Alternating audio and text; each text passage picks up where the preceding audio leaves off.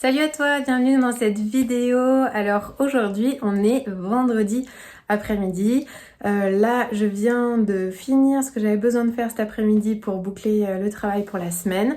Et puis le vendredi c'est une après-midi que j'aime beaucoup parce que c'est une après-midi où depuis quelques mois j'ai pris l'habitude de ralentir les choses, soit de travailler mais un petit peu, soit de ne rien faire, de prendre du temps pour moi, et ça c'est vraiment quelque chose d'essentiel qui est devenu quelque chose d'essentiel dans ma vie en ce moment.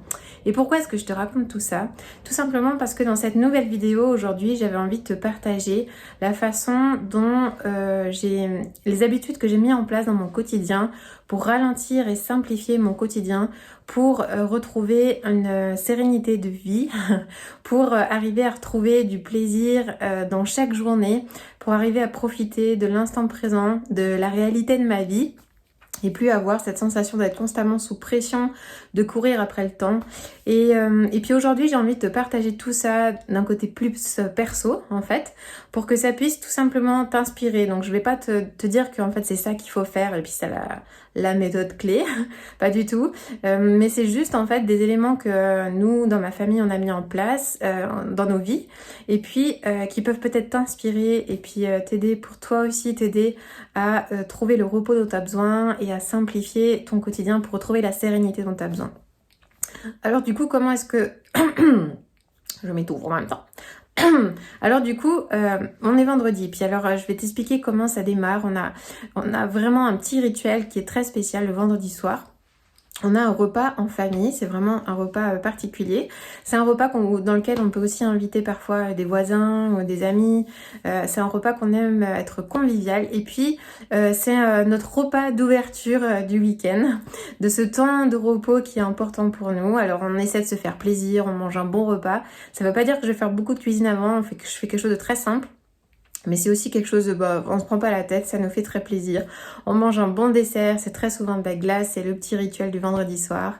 On passe un bon moment avec les enfants, on essaie vraiment de vivre ça comme un temps de qualité. Histoire de se retrouver après toute cette semaine où chacun on a été dans nos activités.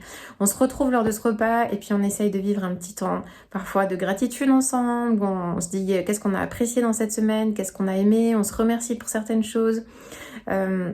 Et c'est l'occasion aussi d'exprimer notre gratitude pour les gens qui comptent pour nous, pour ce qui est important pour nous. Donc ça, c'est vraiment un moment de plaisir. Ça veut pas dire que ces repas, ils se passent toujours de manière tip-top, parfait, style... J'en sais rien, moi, la petite maison dans la prairie. Ou c'était à la maison, c'est encore mieux. Si t'es assez vieille pour connaître cette référence. Et... l'idée, c'est qu'en fait, pendant ce repas, il y a des cris, il y a des pleurs. Les enfants sont fatigués, c'est la fin de la semaine, et nous aussi, ok? Ça, c'est sûr et certain. C'est juste qu'il y a une différence dans l'intention qu'on va mettre dans ce repas avec mon mari, c'est qu'on va décider que ce temps-là, c'est un temps où on veut se retrouver. Et du coup, dans notre intention, on va faire passer la relation avant toute chose. Et même quand ça crie ou quand c'est compliqué, on va simplement soit laisser passer et puis se dire ce soir on va pas se battre contre ça, on verra plus tard. Soit on va être plus conciliant, soit on va peut-être avoir davantage de patience, faire davantage d'efforts pour que ça se passe bien parce qu'on tient à ce que ce soit un chouette moment. Et dans l'ensemble, ces repas-là, c'est vraiment des très très bons moments. Et puis, du coup, ça nous lance sur ce fameux temps de repos qui pour nous dure 24 heures du vendredi soir au samedi soir. Et puis arrive la journée du samedi et le samedi matin, ça c'est un temps de grasse mat pour nous. Maintenant on a des enfants un petit peu plus grands, ce qui nous permet de pouvoir traîner tranquillement le samedi matin. Et puis pendant ce temps-là, les enfants jouent tranquillement dans leur chambre et à 9h, on se retrouve tous pour un méga petit-déj. On se fait plaisir. On brunch parfois, on mange des choses sympas et ça y est, c'est le début de cette journée. Et puis à quoi ressemble cette journée après ? Très souvent, c'est une journée qu'on veut de repos. J'ai envie de te dire, c'est à chaque fois comme ça, dans la mesure du possible. C'est une journée où on veut se reposer. C'est-à-dire que chacun va pouvoir faire des activités qui le reposent. Mon mari et moi, on lit beaucoup pendant cette journée parce que ça nous fait énormément de bien, ça nous détend. On joue aussi avec les enfants. On peut faire une après-midi au parc, ou alors on va se faire une balade en forêt. On cherche des activités qui sont très très simples, qui ne demandent pas de beaucoup prendre forcément la voiture, on va pas faire les magasins et surtout on ne travaille pas, on ne fait rien de productif Hormis les tâches de la vie quotidienne, genre faire un repas qui va être très simple aussi, faire la vaisselle après, s'occuper des enfants, c'est normal. Mais en fait, moi je n'ai aucune to-do list, je ne fais pas le ménage, je ne fais pas les papiers, je ne fais pas de lessive, je ne fais pas... je ne m'occupe absolument pas de la maison, je ne plie pas de linge, et mon mari non plus, c'est vraiment une journée de repos. Et ça, c'est vraiment une clé dans notre quotidien parce que cette journée-là, elle nous donne, elle nous repose tellement qu'après, en début de semaine, on est plein d'énergie pour partir dans nos défis et puis relever tous les challenges qu'on a dans la semaine. Et puis, quand arrive la fin de la semaine et qu'on peine un petit peu, on sait qu'on a cette journée qui va arriver et de savoir ça nous aide à tenir jusqu'à la fin de la semaine. Et sincèrement, aujourd'hui, cette journée, quand on peut pas la vivre, parce que des fois ça arrive de par des engagements ou diverses choses, sincèrement, ça nous manque et on sent qu'après ça tire et qu'on est très très vite soumis à la pression. Et du coup, ce que j'ai envie de te partager comme conseil, c'est plus tu es sous pression dans ta vie, plus tu vas avoir besoin intentionnellement de créer des espaces de repos dans ta vie, des longues plages sur lesquelles tu vas vraiment pouvoir faire baisser la pression. Et pour ça, ça te demande quoi? Ça te demande de simplifier ton quotidien. Parce que pour avoir rien à faire le samedi, bien sûr, tu imagines bien que du coup, j'ai organisé ma semaine pour faire tout ce que j'ai besoin de faire dans la semaine et plus avoir besoin de le faire le week-end. Et pourquoi est-ce que c'est faisable malgré l'école en journée, malgré le boulot, malgré tout ça?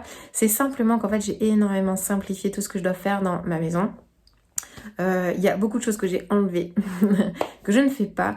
Et mine de rien, ça, c'est vraiment ce qui m'a permis de faire baisser le niveau de la pression dans mon quotidien.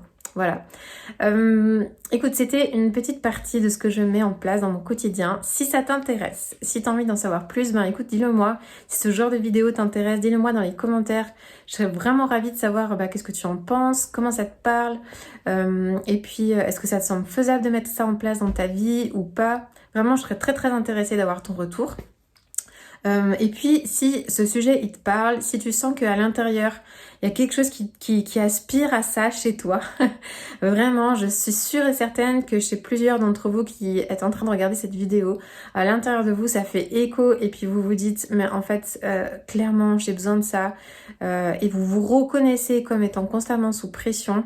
J'ai envie de te dire à ce moment-là, n'hésite pas à cliquer sur le lien qui est quelque part sur cette vidéo et puis à réserver une séance d'accompagnement offerte avec moi dans laquelle on va pouvoir se parler, se dire les choses et puis faire le point sur ton niveau de stress, ton niveau de pression dans ta vie et définir les symptômes d'une vie sous pression ensemble et puis dégager des pistes d'action ensemble possibles pour toi, adaptées à toi et à ta famille pour que tu puisses faire baisser la pression. J'ai un programme d'accompagnement derrière que je suis en train de construire. Il y a déjà des mamans qui sont en train d'être coachées dans ce sens-là pour ralentir et simplifier leur quotidien. Si vraiment ça t'intéresse et que tu as envie d'en savoir plus, ce programme il est aussi accessible pour toi. N'hésite pas à me demander plus d'infos si tu as envie d'en savoir plus là-dessus. Mais en tout cas, voilà, si tu sens que ça fait écho chez toi, réserve cet appel offert. Ce sera simplement l'occasion d'en discuter et puis de découvrir ce qui est possible pour toi. Voilà, j'espère que tout ça, ça t'a inspiré. Encore une fois, ce n'est pas une méthode, c'est pas un plan d'action pour toi, mais ce sont des pistes, ok? Ce sont des pistes que tu peux tester dans ton quotidien et voir si ça fait une différence. Voilà. Sur ce, moi je vais aller en week-end, me reposer et je te souhaite une très très belle journée. À bientôt, ciao!